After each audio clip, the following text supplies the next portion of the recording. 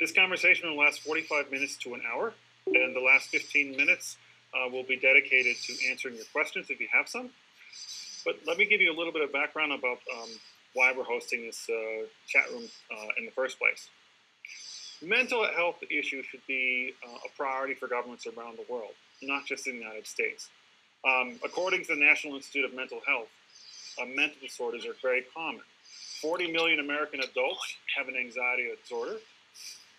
About 26% of Americans over the age of 18 from a diagnosable mental disorder, and more than 7.7 million American adults have post-traumatic stress disorder. For other countries, it's a little bit different. For countries torn apart by war, psychological trauma is not always available. For example, in South Sudan, over 1 million South Sudanese became displaced, and over 100,000 people sought shelter in protected areas. The emotional toll, not alone the death toll from that 2013 conflict, is very, very difficult to count or to quantify. The emotional toll alone is difficult, and the psychological toll is equally difficult to comprehend. For those diagnosed with post-traumatic stress disorder, the worst consequence sometimes is the stigma, the social stigma that is associated with it. And if there's one message that I would like to get across to people that are attending this room today, is that post-traumatic stress disorder isn't something you did. It's not something you're born with. It's something that happened to you. And people with mental illness deserve the same kind of medical care that is afforded to other people with other medical conditions, whether it be from diabetes to heart ailments, whatever. So I would like to host this room. I'm hosting this room because we need a massive call on mental health. The United Nations is currently asking people to choose their priorities for a better world. And we would like to advocate that people choose better mental health as one of their post-2015 priorities. After the conversation, I would like to share a link with you where you can write in mental health as one of your own personal post-2015 priorities. So in this next segment, I would like to introduce our guests. If we could start with David. David, if you could introduce yourself, and then followed by Craig. Introduce yourself and your background. Absolutely. David. Hi, everyone. My name is David Joseph. I'm a clinical psychologist, also the director of something called the Oakland Vet Center here in Oakland, California. Vet centers are small clinics that are technically part of the Department of Veteran Affairs, but we offer a very specialized service. We really just offer counseling, and another word for that might be therapy, for veterans who have served in a combat zone or veterans who experience sexual trauma in the military. So we're a little bit like a television that only has one channel. And most of my time and the time of the staff that I work with is spent providing counseling mostly for veterans who have served in combat zones and often in combat, which means that about 80 to 90% of the folks that we see are experiencing post-traumatic stress disorder or something similar. Been working there for about 5 years and find it to be extremely engaging and worthwhile and really meaningful work. Thank you, David. Craig. Hello, everybody. I am Craig Martin. I am a retired staff sergeant from 16 years in the Army as a 19 kilo, otherwise known as M1 Abrams Armor Crewman. I've utilized David's services at the Vet Center, and I currently suffer from severe post-traumatic stress disorder and chronic anxiety disorder and anger issues. So I'm glad to be a part of the panel. Appreciate it. David, if as our expert panelist, perhaps you could talk about post-traumatic stress and perhaps describe some of the symptoms that people currently feel if they are currently have that diagnosis. Absolutely. So until relatively recently, we thought about post-traumatic stress disorder as something we would call an anxiety disorder. And recently they've actually reclassified it under the rubric of a stress disorder. I think that goes exactly in line with what you were saying earlier, which is that anxiety, when we think of anxiety, it's often as something that comes from within us, something that might emanate just from our own internal dialogue. But when we're talking about PTSD, there is a tremendous amount of anxiety that you can experience, but it comes as a result of something external, something that happens to you, something that you witness, something that you experience. So when we think about trauma, certainly here in America, and we've kind of got a larger understanding of trauma, what it actually, the term a little bit more broadly than it probably should apply. So a trauma, for example, isn't when your football team loses by 1 point and you're very sad. Trauma is when something horrifying and terrifying and terrible happens to you or to somebody that you love and care about.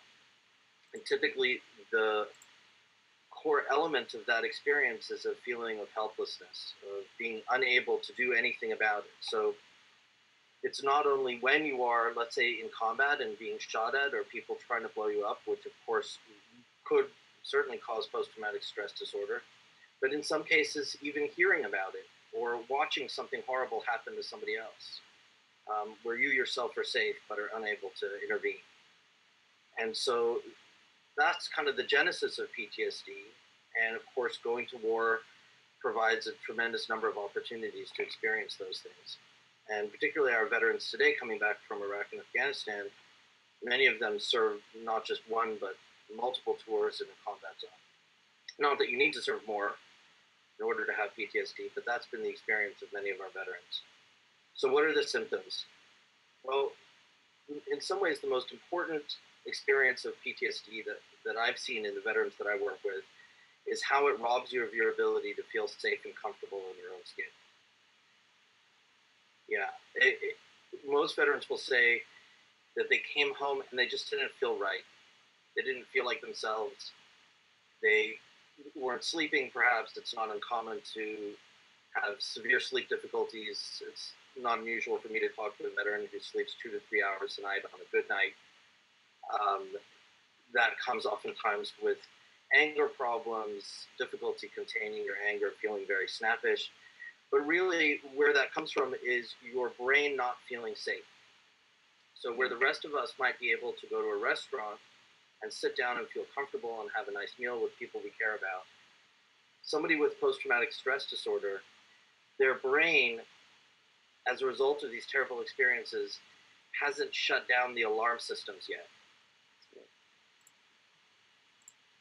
So there's so many ways that if you have PTSD, you might feel uncomfortable when somebody who doesn't have PTSD might feel perfectly comfortable. Yeah, and exactly. A good example of this is a veteran that I talked to, served multiple tours in Iraq. Big guy, knew how to handle himself, and he went to school. He went to college on the first day. He was a very bright guy. And a young woman came up to him and asked him a little bit about the homework and wanted to ask him kind of if she could get his email and so on.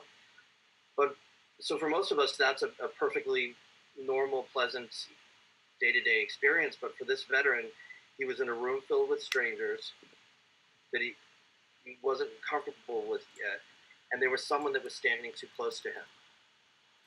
Now, of course, he knew on a certain level that this person wasn't a threat to him. But there's the part of his brain that's affected by PTSD was sounding all the alarms that it would sound if he was actually in danger. Or, I'm sorry, yeah? Fight syndrome. Fight or flight, exactly. So his brain is going through fight or flight. So what he wants to do, of course, is he wants to either punch somebody or run, but he knows not to do that because he's in a graduate school class, and he knows that would look crazy.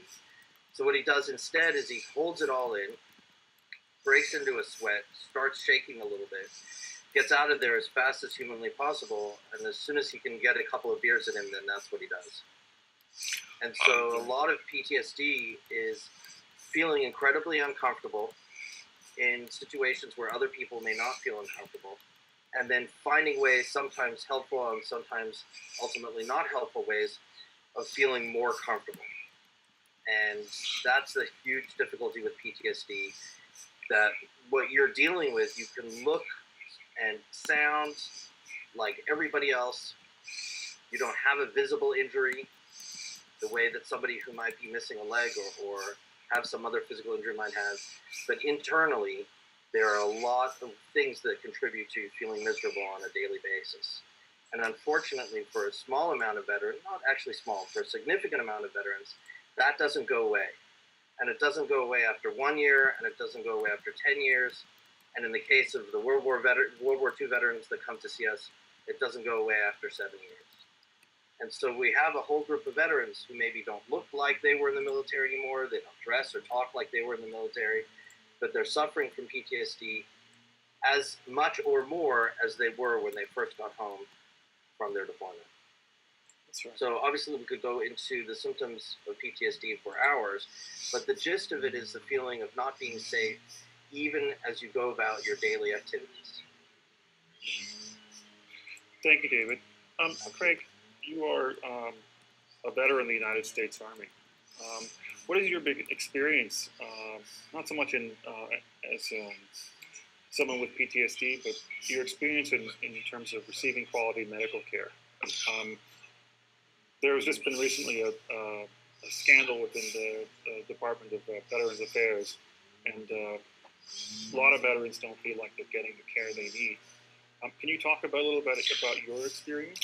Sure. Well, as David talked about, for a number of years after I got back from my second tour in OIF, I self-medicated. I drank. The Army and the military in general breeds alcoholics. You know, that's what you do on a Friday.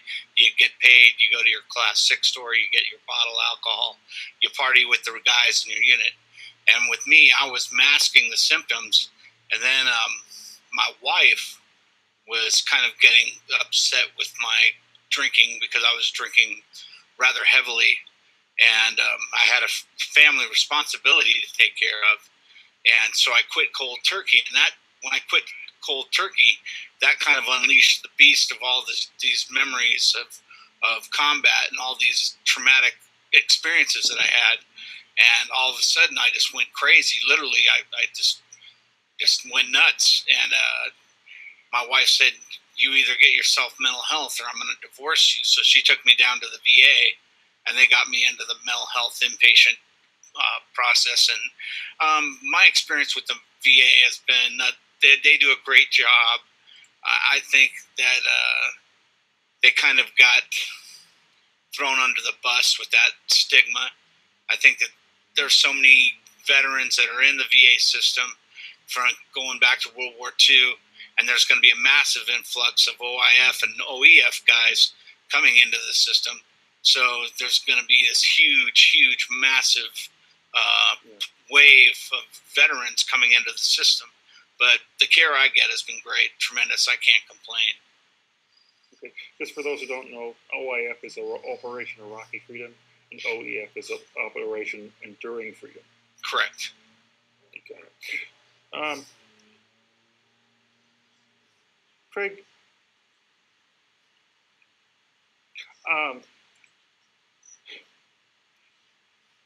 do you think that a lot of the veterans have received some of the care you have? I mean, are your experiences representative of other veterans you've met? Can you share some experience of other ones? I know that you're the only veteran on the panel, but you've got buddies in the military. You've got buddies that were served in your unit. Can you talk about some experiences? I mean, not too in detail, but just to get another sample, perhaps. Yeah, I got some buddies that are just kind of getting log jammed in the system. You know, just, you know, they're starting to file claims, and they're getting frustrated at the lack of process of claims, and they're trying to get health care, and of course, and you know, to try to get at least a relatively decent doctor's appointment is like pulling teeth out of a pissed off Tyrannosaurus Rex. You know, it's just not going to happen. You know, it's gonna bite the hand that feeds you. You know, so unless you're really sick. Then of course they'll see you that day. But if not, they're so overbooked with other patients that it's bad for the guys that I know that are trying to get into the system now. I'm like kind of I don't know, I guess you call I'm the exception. All the care that I've gotten, I've gotten just kind of like in stages. It went through my inpatient therapy, then I've gone through CPT therapy, then I've gone through, I'm in an ACT therapy class now. But the care I've gotten has been ongoing and persistent, and I've been active in my recovery, which has gotten me to a somewhat stable level of mental health that I'm at now. But you got to work at it in order to get it to work. You can't expect the drugs they give you. The medications and stuff can only do so much. You got to do some work at it too to find out what your triggers are and how to respond to them. Yeah, exactly. Just to give the room a little bit of a background, I am not a veteran, but I am someone who suffers from post-traumatic stress disorder. I was diagnosed with post-traumatic stress disorder 6 years ago when I was working as a newspaper editor and a journalist. And one of the hardest things for me was accepting the fact that I was sick, accepting the fact that I was not normal and I didn't know what to do. I was incredibly unstable. I was combative. I was angry. And to be in a leadership position when you're in charge of other employees and you're trying to do the job that you're hired to do, and you can't control yourself, you can't control your own behavior, it's absolutely terrifying. And no one ever tells you that you have post-traumatic stress disorder. They just tell you that something's wrong. And for a lot of people who aren't in the military, just getting a diagnosis is tough. Just getting the mental health care, getting the courage up to get care is tremendous. And it took a long time for me to get the courage to get help, the right kind of help. And it takes so much time out of your day, every day, to do the things that you need to do to stay healthy. For example, I work for the United Nations, and I've worked for the United Nations for the last 4 or 5 years now, and it's I have to be proactive. Just like Craig mentioned and like David mentioned, I can't go into restaurants. I can't go into loud, crowded places. That I absolutely cannot handle it. I know that I'm safe in the restaurant. My mind says, Mark, you're safe. But my brain does not know this. It does not know this. And I can't go into crowded meeting rooms. I have to escape. But I've got to be responsible enough to say, hey, I cannot handle this situation. I have to say, you know what? I've got to step out of the room because I can handle it. But it takes, as Craig said, the medication is one part of it. The therapy is another part of it. But you doing the work to stay healthy is another part of it. And just to do all those three things takes a lot of courage and a lot of strength. And I don't think there's a day goes by that people with PTSD don't think about the fact they've got to stay healthy. They've got to fight. PTSD is a big part of your life. And for a lot of people, it's going to be a big part of their life. I'd like to redirect it. Yeah. I'd like to redirect the question a little bit back to David, and maybe David could elaborate on some of the things that we said, but more importantly, elaborate on some of the treatments that are available both for civilians like me and for veterans like Craig. So, absolutely. I want to agree with everything so far that I've heard.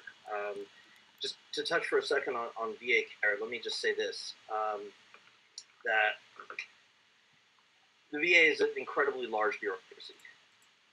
And one of the things that I've noticed is that VA care varies depending on who you get and depending on where you live. And if you're lucky and you go to the right place and you're the right kind of person for what they're offering, then you get amazing care by dedicated and well-trained clinicians. And then in other cases, and then in other cases, it's not as good of a match, or the veteran themselves doesn't have the wherewithal or the ability to come, for example, often enough to get through the bureaucracy to eventually get to the person that they need to get to. And we've talked a lot in my clinic, we talk a lot about who are the people that do better when they come and see us. And the one answer that we have universally come to is the people who come back. And the people who keep coming back and who keep saying, I want help, this isn't working, this isn't what I want, I deserve something better, I want something better in my life. Those are the folks who ultimately do better. They find what they need. Now, the difficulty, of course, is that PTSD itself is working against your ability to do that. Because when you have PTSD, the very last thing that you want to do is get in your car and drive through traffic, possibly during rush hour, and come and talk to a stranger about the very things that your mind is telling you not to think about. And so PTSD ultimately works really hard against the treatment that would be, in most cases, and I'll get to talking a little bit more about treatment, but so PTSD, one of the toughest things about PTSD is dealing with what we call the avoidance, the part of your mind that says, I don't want to think about that, I don't want to think about that, let me push that away. Exactly. And of course, that's the very thing that prevents you sometimes from getting the care that you need. So those people who are able to say, listen, I'm not going to stop. I'm going to keep coming back, and I have a veteran that I'm going to see this morning right after this, and he's struggling, and he has very severe PTSD, and he disappears for a while, but he always comes back. And I keep telling him, if you keep coming back, eventually you're going to feel better than you feel right now. And let me talk to you a little bit about the therapies for PTSD, and I'll talk about medications too. So there are a couple of what we would call evidence-based treatments for PTSD. And in some ways, they're very similar, and in other ways, the way they go about, they have a similar goal, they just go about it in slightly different ways. So the three main ones that you may have heard of, and they're very accessible online, are cognitive processing therapy. Mm-hmm. That's the one, CPT, Yeah. and prolonged exposure therapy, and EMDR. Yeah. And those are kind of the three big evidence-based treatments that the VA and the APA and some other organizations have acknowledged. These are good treatments for PTSD. And ultimately, they go about it in a slightly different way. But ultimately, the one common thing that these therapies have is they, in a very structured way, ask you to re-examine the traumatic events that you experienced. In the case of prolonged exposure, they ask you to go over it again and again and again and again and again until you essentially grow accustomed to it so that it stops triggering you. In cognitive processing therapy, ask you to sort of think through some of the illogical thoughts and feelings that you might have as a result of trauma. So these thoughts you might have of I'm not safe, or people can't be trusted, or I could have fixed or helped someone that maybe you really couldn't have, or I could have prevented this trauma when really you couldn't. Those are the ways that cognitive processing therapy works. But ultimately, what all these therapies are asking you to do is to, in a concentrated and deliberative way, really think about what it is that happened to you and try to understand it, which again is the opposite of what PTSD wants from you, which is to try to push it out of your mind. So here's the good news and the bad news about those treatments. The good news is that when they work, they can work really, really well. And we've had cases of veterans that have come in, off the charts in terms of the level of PTSD that they're exhibiting and experiencing, and their lives are just a mess. And by the time they're done with these treatments, they are, I wouldn't say cured, but close. Like really, their PTSD just comes close to vanishing. That is one group of folks. Many of the folks that we see, they do get better. So maybe their PTSD was at a 50, but now it's at a 30. Well, a 30 or a 35 is, there's a particular scale that I'm thinking of. You're still experiencing a lot of PTSD. It's just better than it was. And that's the majority of folks that we see. That the therapies do help, but they don't take it all away. They can't change what's happened. They can't necessarily change the way that your brain is now different as a result of PTSD. And you're still going to have to learn to manage it. and manage your relationships and manage your feelings and live your life in a meaningful way. And I think that's, It's that right. always being on edge, you know? Right. Yeah. And you know, there are some veterans who have a lot of that, who really feel like whenever there's one veteran I talked to, we counted 9 things that trigger him just sitting on his couch at home.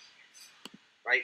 He hasn't even left his house yet, and he's feeling the smell of the garbage outside, somebody knocking on the door that he wasn't expecting, checking the locks checking repeatedly. the locks, the lights, everything.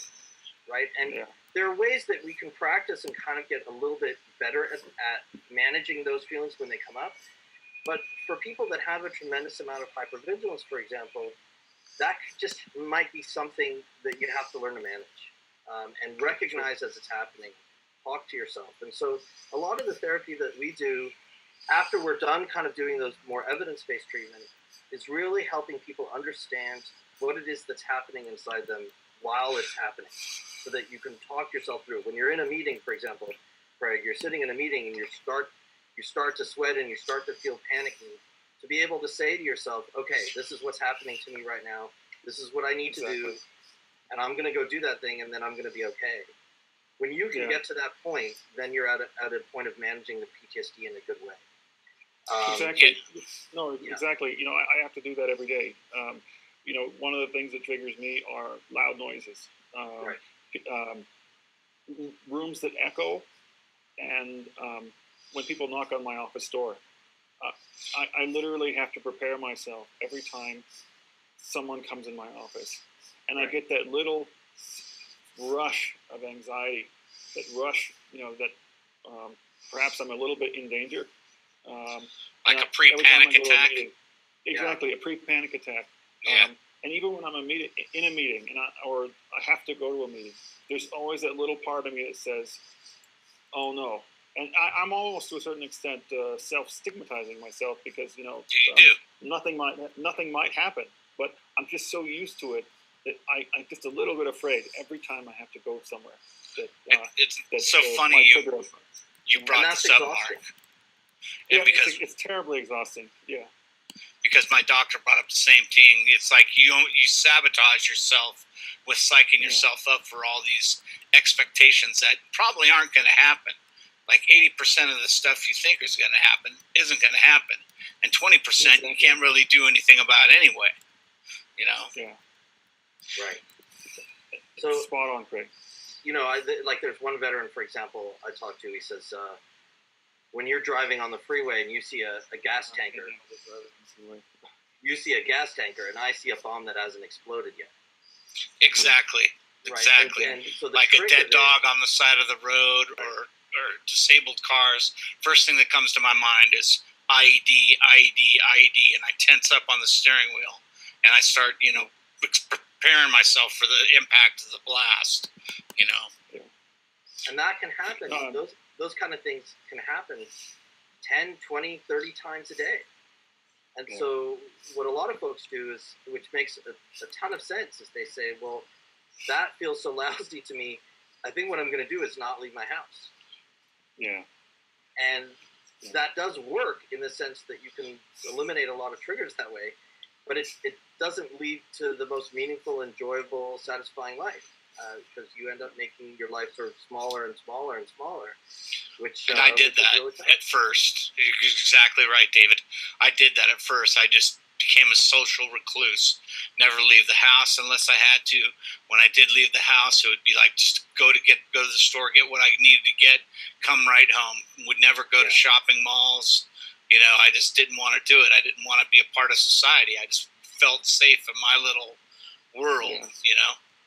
No, but safe isn't the same as pleasurable, right? Like, no, you could feel safe, but that's different from saying I'm happy.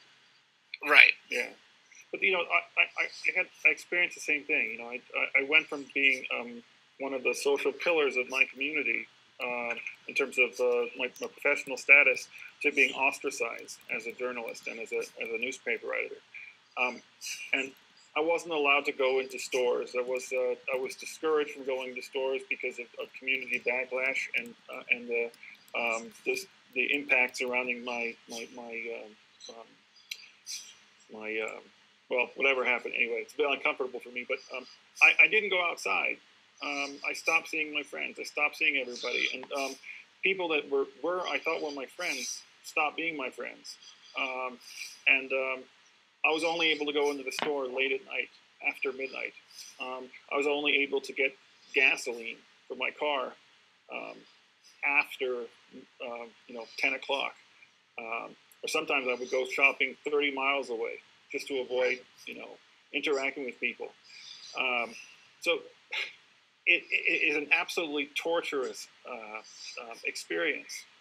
But I just want to say something that PTSD not only has a social impact on you, but it has an impact on your personal relationships. Absolutely. Personal relationships with your family, personal relationships with your fiance, your girlfriend, your wife, your brother, your sister, your mother, your father, whatever. But it impacts you. So my question to you, David and Craig, is how does PTSD or mental illness affect your personal relationships? We can talk from our own personal experience, but I'd like to give you the opportunity to address it in a more broader context. Well, from my experience, I've been blessed with a wife that's stuck by my side through the good and the bad. And she's been my anchor. She's been the one who's make sure I go to my appointments, make sure I'm taking my medicine properly and stuff. So I've been able to rebuild my family relationships. But on my biological side, my father doesn't believe PTSD exists. So it's an imaginary disease in his head. And the ironic thing about it is he's a man who suffers from bipolar disorder. And it's very painful for me as a son to not be able to communicate with him when he thinks that everything that I'm saying is make-believe. And he knows what I went through in 2 wars and the things that I saw and the things that I did and the things that I regret doing and all the chaos and carnage of it all. I mean, I don't need to go into the details of it, but you know what war is like. It's you never want to go through it. It's the worst thing you could possibly go through. And he just doesn't get it. So it's very painful for me to have lost that relationship. Yeah, I understand. I think one of the huge factors, one of the huge things we see for a lot of folks that I talk to is how PTSD gets in the way of them feeling comfortable with intimacy and feeling comfortable. A lot of veterans talk about trusting people, but really I think it's that feeling of allowing somebody to see you and feel close to you and be close to you. And so that can be obviously really tough on relationships, where the thing that you might really benefit from, which is somebody really being close to you and helping you, is exactly the thing that you feel the most uncomfortable with, which is having somebody right there with you. That can feel really invasive and really hard. And a lot of folks with PTSD will really push people away. You can push people away with anger. You can push people away by isolating, by working too much, by not locking yourself, but sort of heading off into the garage or whatever room you have that's just for you, or alcohol, or watching TV, or playing video games. There are lots of ways you can isolate yourself from other people because that type of closeness feels so uncomfortable. And again, for family members, that's really tough, because many times there are family members who want to help if they could only be allowed in the door. Now, sometimes there are family members that don't really want to help, or that just want you to get over it or forget about it or some other impossible thing like that.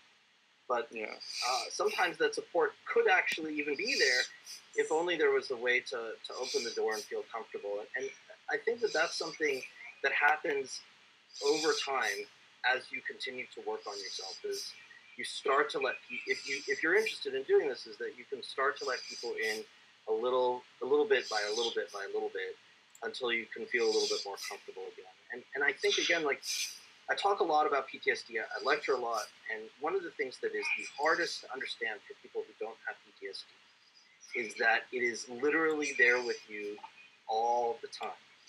Yeah. It's not just when cars backfire or on 4th of July with the fireworks. It is those things. Or when a helicopter flies overhead.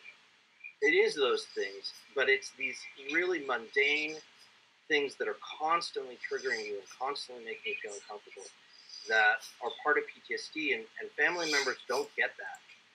And so they often want it to be over with and kind of lose a little bit of patience with it. And so again, like one of the really good treatments for PTSD is couples therapy. We usually do that kind of afterwards because not just the person with PTSD, but the other family members need to learn together how they can support each other and talk to each other now that there's been an injury. I want to just go back to something that was talked about because I think it's important. We were just talking about VA care, and I want to go back to something because it really does make a difference. When we think about VA care, it's important to differentiate between what we call VA health care, which is the Veterans Health Administration, and Veterans Benefits Administration, which is essentially compensation. Exactly. Compensation for injury. So, since I don't work for the VBA, let me say this.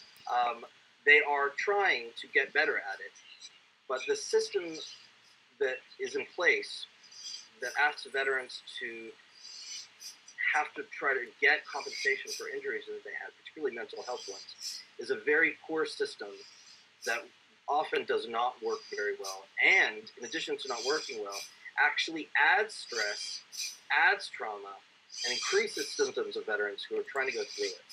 It's a very, very difficult system to navigate on your own. And I've seen a lot of veterans suffer and a lot of veterans not get the results that they deserve and that they've earned because of not of what they're doing, but because of the way the system is handled. I think I don't know if that's been your experience, but so there's a huge, obviously that's been in the news a lot, and I think the VBA has earned some of the criticism that has been on the news around that. They are working on it, but that's what I've noticed. You hit the nail on the head, David. It's like a guy, I spent 16 years and did Desert Shield, Desert Storm, and then Operation Iraqi Freedom 1 and 2. And, I was trying to get benefits for PTSD. Soldier I knew in Germany and Facebook is 100% service connected because he claims he woke up during a facial surgery, a dental surgery during the operation. He's drawing 100% service connection. I'm like, my God, this guy didn't go through. I don't know. It just didn't make any sense to me. It pissed me off. Like you said, it's very aggravating that things like that can happen. It's a slap in the face for the guys that really were out there in the mud and the trenches doing the fighting, the brunt of the fighting, being shot at every day, and you're right. One of the things I feel that you mentioned is like a feeling that I still have is like everybody is out to get me. I still can't get over that paranoia and stigma, that I got to be safe. I got to look out for me, me and my family are it. Everybody else is out to get.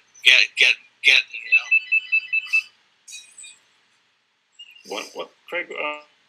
One of the things that I wanted to follow up on. You and I are lucky that we have two people that look after us. I mean, we have people in our lives that make sure that we encourage us to do the work that we need to do to stay healthy.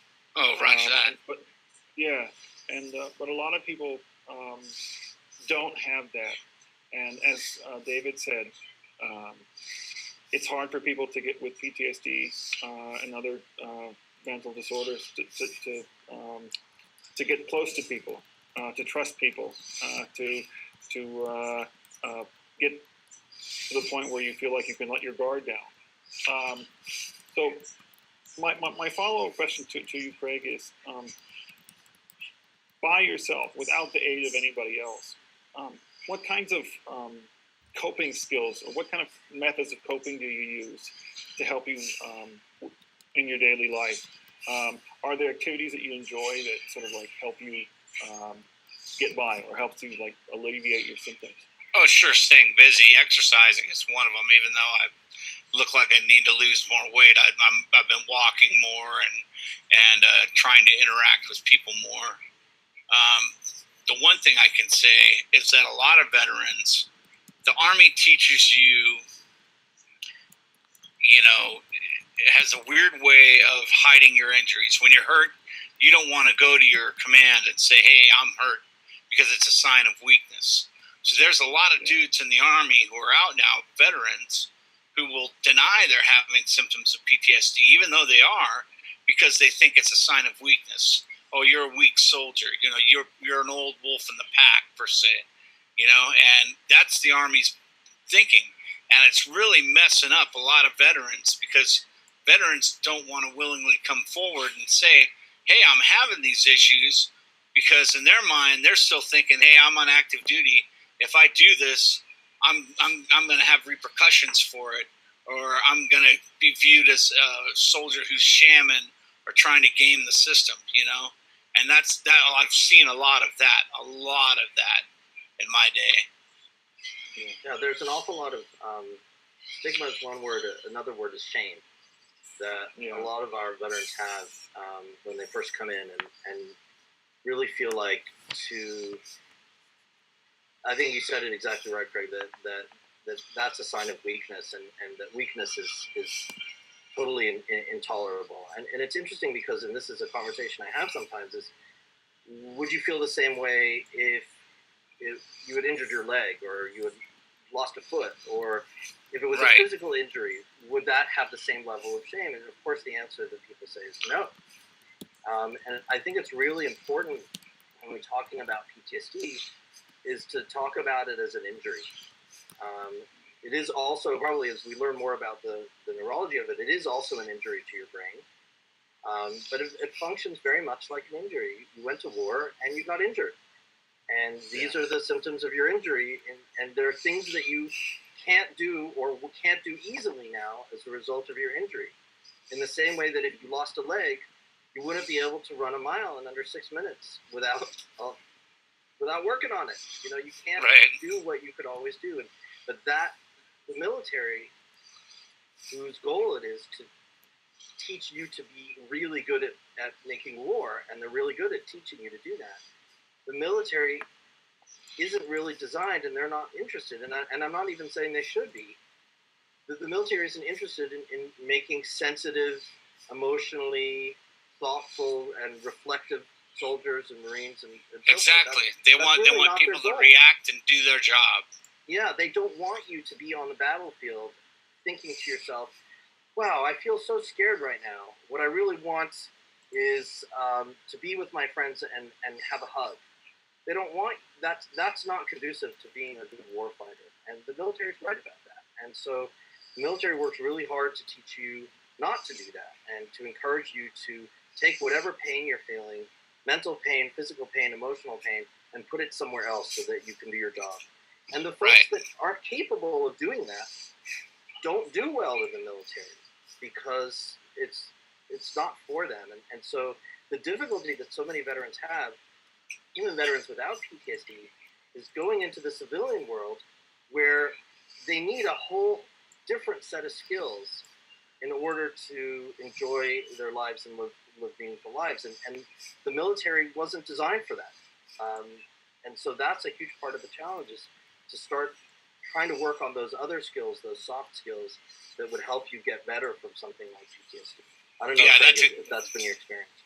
That is, you hit the nail on the head, because I was an M1 Abrams armor crewman. I started out as a driver and, of course, moved my way up to the spot of commander when I got wounded in the battle for Sadr City in 2004. And then my captain had me medically boarded. All of a sudden, this thought just hit this. I hit this wall. Well, what am I going to do in the civilian world? Yeah. This is all I've known how to do for the past 16 years, is operate and maintain this vehicle and train to go to war. And when I got out in the civilian world, I was blessed with a job at a grocery store. But like you said, my social skills and my lack of tact at times kind of sabotaged me, because I was still thinking in that military mindset. when young kids would come up and ask me what to do, I'd be, hey, dumbass, this is the way you do it. You don't, do, I don't know. My mind thinking was, I can't relate to civilians, and that's still my way of thinking. I don't know if you have veterans say that to you, David, but it's a hard time adjusting. That's the very reason we have a vet center. It's not just for individual work, but so that people with those experiences can be together and spend time together and understand each other. And you have a number of groups where that's the very thing that they talk about. Is they say, this is the one place that I come every week where I, for an hour and a half, feel comfortable. And I don't ever feel comfortable, even to some degree at home with my family who I love. The one time that I feel comfortable is when I'm around people who I know can relate not only to my experiences, but to my way of thinking. And that's really, really tough. In this country, when you have less than one half of 1% of the population serving in the military at any given time, you are truly a minority when you get out of the military. And if you live in a place like the Bay Area, for example, in California, you really may not run into a lot of, there are veterans here, but you may not run into a lot of other veterans, and that's very isolating. Can be. No, it's true. I just wanted to follow up on something that Craig said. When you just got medevac and you were on that stretcher, and that first thought crossed your mind that, what am I going to do in the civilian world? Those thoughts come into play after you get diagnosed, after you realize, man, my life is going to be different because something really bad happened to me, and I just realized it. My life is not going to be the same. So you've got to cope. You've got to say, well, what am I going to do? My social skills, as you say, are not what they should be.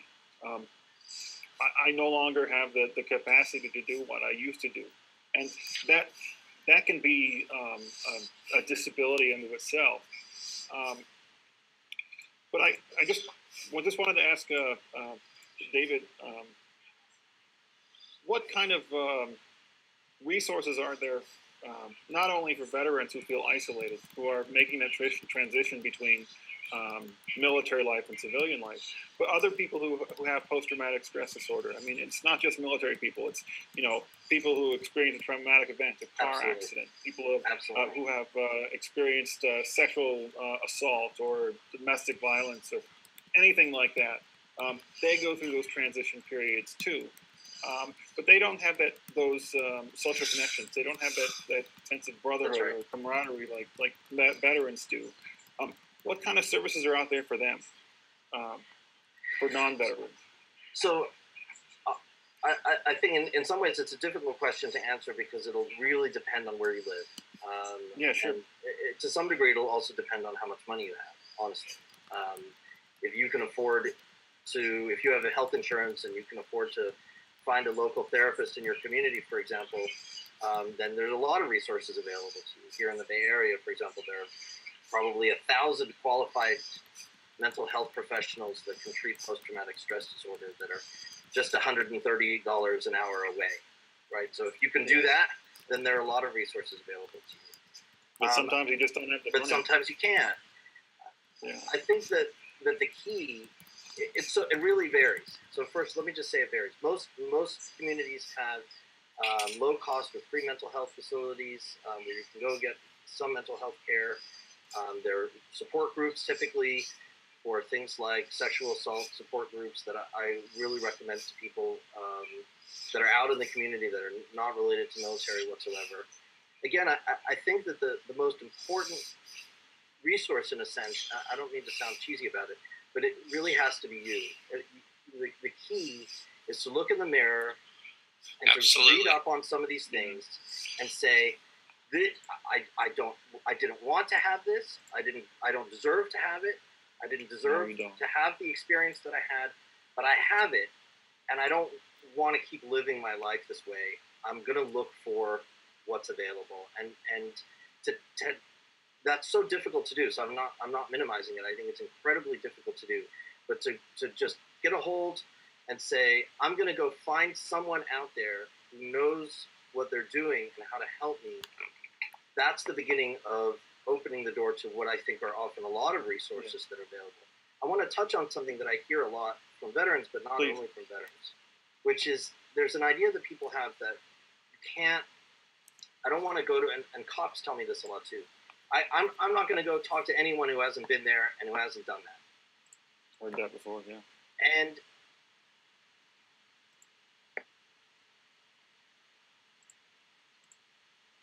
it's true. Yeah.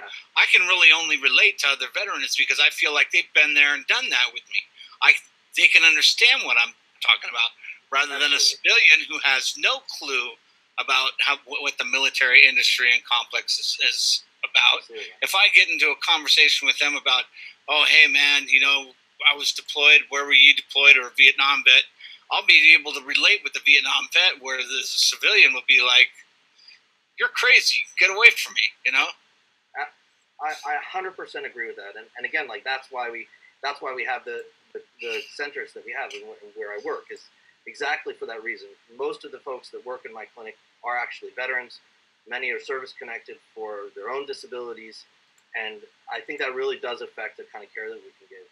But not everybody is going to find that or have that available to them, and I want to just emphasize that, in the same way that that if you have chicken pox, when you go to the doctor, you don't need the doctor to have had chicken pox. What you need is for the doctor to know, what do I do with you now that you have chicken pox? And there are going to be some clinicians and mental health folks who really don't know what they're doing. They won't. They'll have taken a couple of courses, or they'll have read a couple of books, they'll have a degree, and you'll walk in there and you'll sit down, and within a few minutes you'll know this person doesn't know what the hell I'm talking about. Yeah. And I recommend, if that's the case, back. But there are going to be other folks, but I also don't want that to be a reason that people don't continue to look for someone that does know how to help them. Because in many cases, that can be a way to not get the treatment that they need. And the good news is that largely as a result of the experience that veterans have had, we know a lot about trauma now, certainly more than we did when our Vietnam veterans were coming home. And that helps everybody. That helps folks that suffer from war trauma and folks that suffer from what I call Oakland trauma here in Oakland. And so really the main thing is to go and look for those resources. I know that was in a way a cop-out of an answer, but there are a lot of things out there that people can get. Yeah. I just want to follow up on something that you said, David. It's very difficult for just about anyone, whether it be a veteran or civilian, to have the courage to go and find someone who can help, someone qualified to help. And when you do find someone qualified to help, there's sometimes a moment when you realize that this person can't help you, that they have no idea how to relate to what you're going through.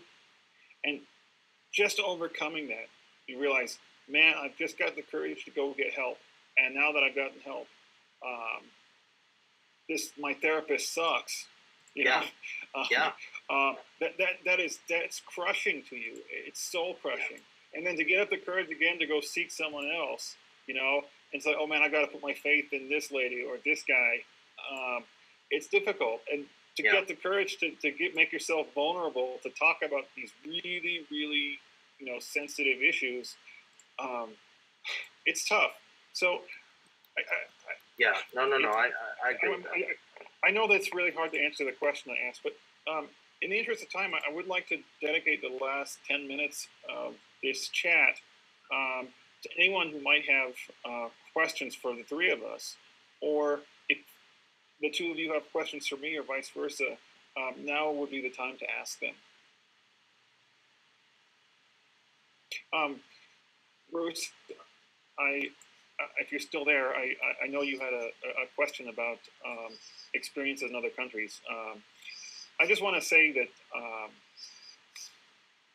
America is a unique place. America is a developed country. America should have the resources as one of the richest countries in the world to take care of its veterans, to take care of the people that have fought so hard to keep, as we say, America free, who paid this price. But other countries don't have the resources or the capacity to deal with mental illness. They don't. It's not a part of basic social service delivery. Sometimes just accessing basic social services is a problem. Forget about access to mental health care. Mental health.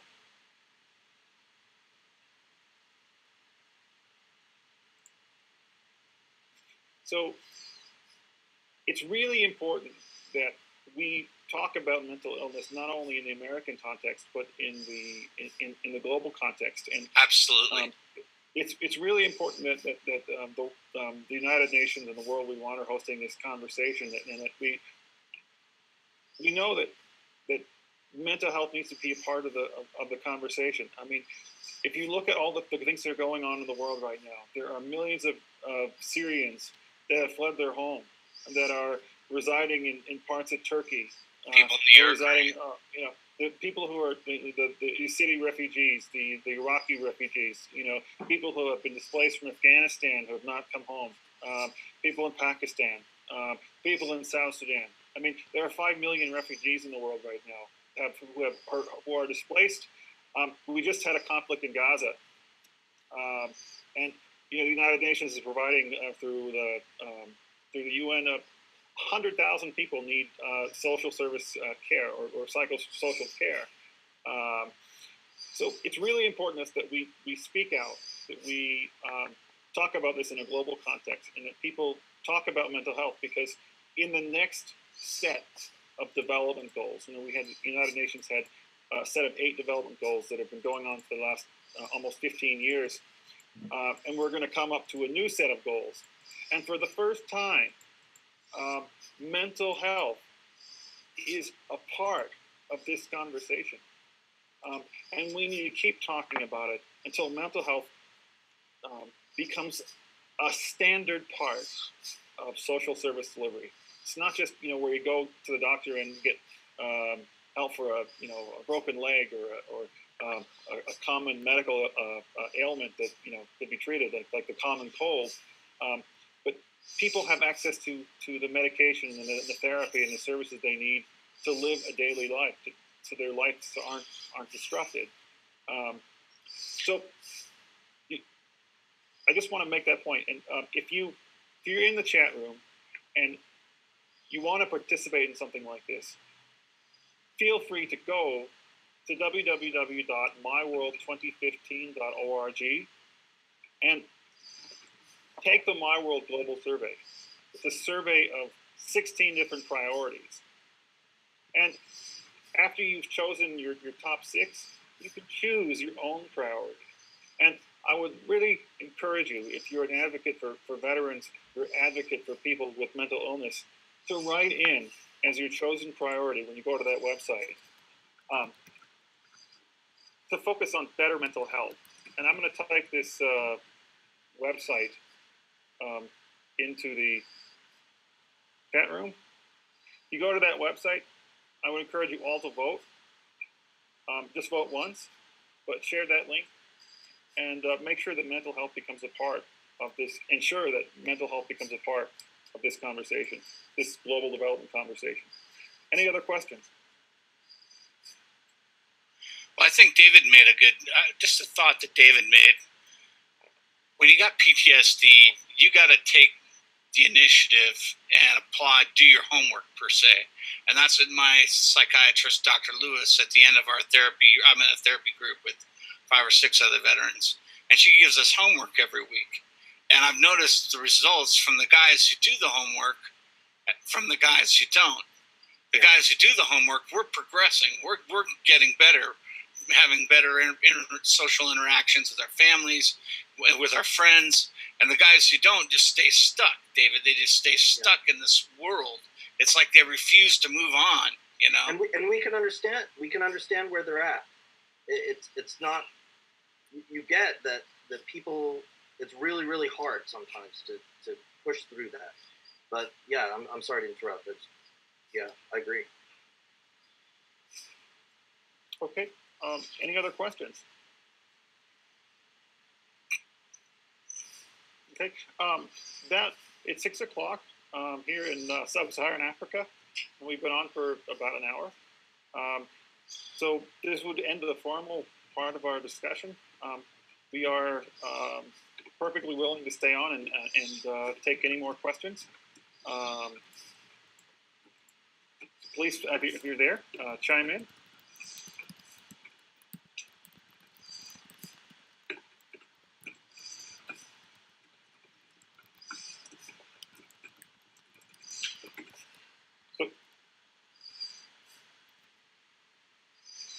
Yeah, I like to reiterate what David just said in the chat room. Craig, you and I have been friends for a long time, but I can tell you that nobody's more proud of what you've done for your country than I am. And no veteran should have to go through what you and a lot of other veterans are going through. And you have made a tremendous sacrifice, and you deserve the best, man. Thanks, guys. Thanks. I appreciated that. Like you said, the 1% that enlists in the Army, I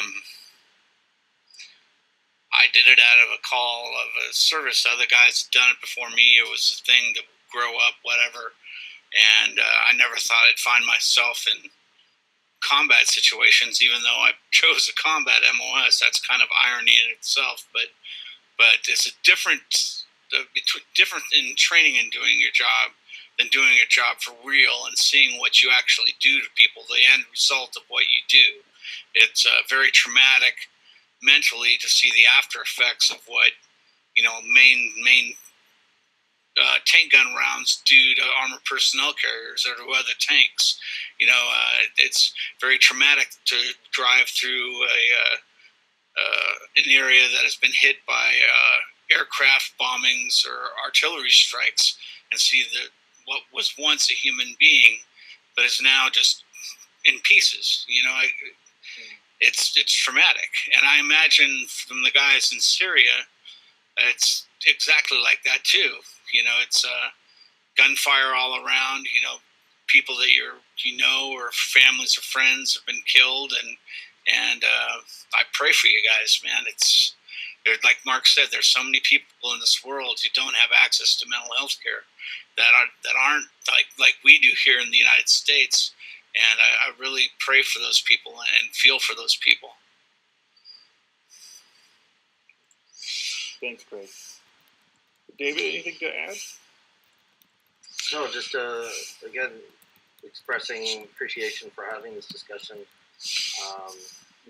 For Craig for all the service and just again a tremendous. I put this in the chat room, but it takes a lot of courage, balls, dedication to wake up every morning and push through the day and do the work that you're doing for yourself and your family.